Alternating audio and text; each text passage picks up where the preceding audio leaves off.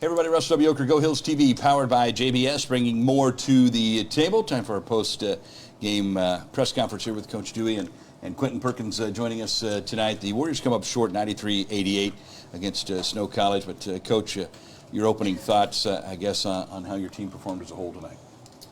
I was proud of how we battled all game long. First half, we just put ourselves in a hole with 15 turnovers in the first. We ride on the board every game. 10 or less turnovers will help you win the game, and to have 15 in the first half, and for them to have 16 more shot attempts than we have in the first half, you're not gonna win any game doing that. But second half, we found a way to get back in the game. We battled, we took the lead, we had our chances, and that was a hard-fought game. I'm proud of our guys, but nothing to hang their head on. That was a really good ball club right there we just lost to. Oh, no doubt about it. Two very good basketball teams going at it tonight, and we came back and actually had the lead in the second half. It really would, and I'm sure, obviously everybody talks about it, and in every basketball game, free throws become important, and that seemed to kind of be what got us in the end. We just didn't convert on enough of those. For sure.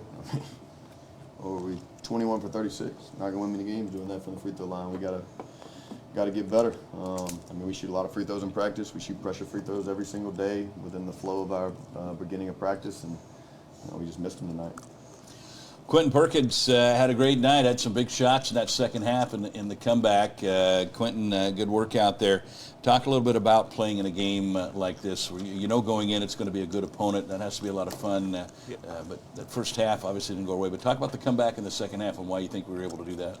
Yeah, it was definitely a great game. The comeback, we fought hard. We just couldn't get what we needed to get out that game. But it was a great atmosphere. I feel like our guys played good tonight, and got to bounce back tomorrow. Obviously, Garrett had a big night for them. We hit 4 fouls. We just couldn't seem to get him to blow the whistle and call that fifth one and get him out of the ball game. But they did a really nice job in the first half. They got quite a bit of backdoor cuts on us. We obviously cleaned that up. What was the message at the half? What did we do to stop that in the second half? We just had to take a little bit of our denial pressure off. That's what we do. We're good at it. They do it because they got shooters all over the floor. They can really stretch the floor, so that weak side help we usually have sitting on the midline in the paint to stop the back doors wasn't there as it needed to be tonight. We worked on it. It should have been there, but they were so concerned with shooters on the weak side. They got the best of us a few times. But second half we just loosened up our denials and stopped getting backdoored and just sat down and guarded in the half court. And they do a really, really good job after you take away their first action, their second action, whatever they're trying to get. They do one of the best jobs I've seen at continuing to move the ball, continuing to move, continuing to play off 2 feet and play unselfish and get a good shot every single possession. So, we did a better job in the second half closing out possessions, but the first half I just felt like we'd guard for 24, 25 seconds, and in the last 5 seconds they just find an open guy and just drill a shot, and it just kept sucking the wind out of us, and we could never get that momentum we needed in the first half to make that run to come back. We made it look like some really good adjustments in the locker room where, again, we only had the 1 turnover in the second half, and then we were able to stop their backdoor cuts. But they got us on the boards in the second half, so they obviously made an adjustment there because we were leading, I think, at rebounding going into the locker room, but they ended up winning that battle a little bit. So obviously, both teams in there trying to make the adjustments at halftime. But the last 3 games for us have been against very good opponents. South Plains not ranked, but we're ranked number 1 at the beginning of the year. They're that kind of talent, obviously, and Frank Phillips a ranked team, this a ranked team. All 3 times now we've fallen behind pretty good. We came back the last 2 and got the job done. We came back tonight but couldn't finish. Talk a little bit about maybe the message of the team about maybe not falling behind right out of the chute. Obviously, I'm sure that's become a concern. The reason has been basically 2 different things. It's either been turnovers or rebounding. Tonight in the first half, these guys know. We talk about it all week long that we got to take care of the basketball against a good team like that, and to go out and have 15 turnovers in the first half is just unacceptable. And when you do that, you give the other team 16 more field goal attempts in the first half, and it's impossible to win a game. First half numbers, we were 58 from the field, 57 from 3 in the first half. Yeah. If we just get 16 more shots, not turning the ball over, and shoot the same amount they got, we're probably winning by 10 in the first half. But it's been either turnovers or rebounding. South Plains, we dropped down in the first half because of rebounding. We fixed that against Frank Phillips. First half, we rebound the ball. We were up 15-12 on the glass in the first half. We turned the ball over. Second half, We lose the glass by 10. We turn it over only once. If we can just put those two things together, then we'll be fine. Quinton, obviously we got a couple of games left before the break.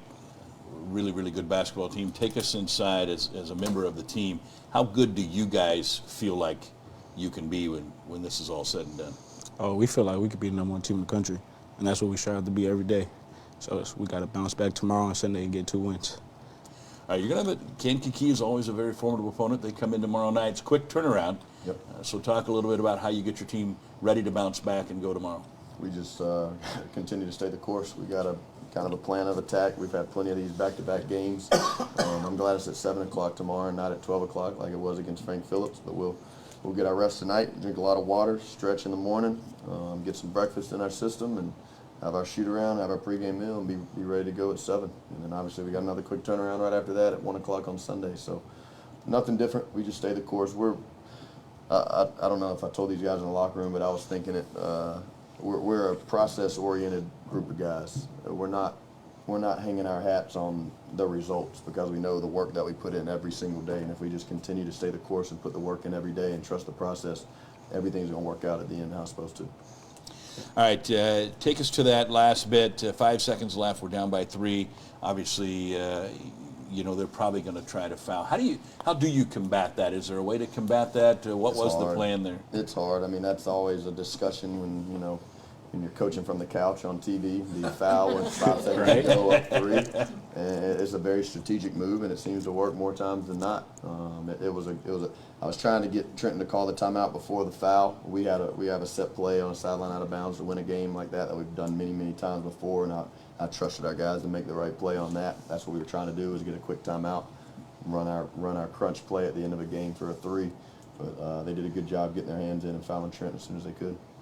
All right, Coach. Again, the nice thing is you get to turn around and play again tomorrow night. So we'll have a couple more games before the break. The Warriors dropped this one 93-88 in a battle of top 5 teams. And first time these two programs have ever met. Hopefully, maybe we'll meet them again in Hutchinson, Kansas. It would be a nice place. Yeah, that'd be nice place to see them. So both these programs hope to end up there, and certainly are talented enough to do that. I want to thank everybody for coming out tonight. I remind you, tomorrow night is Teddy Bear Toss night. So if you're coming to the game tomorrow night, bring your teddy bears to toss to halftime. It goes to the Toys for Tots.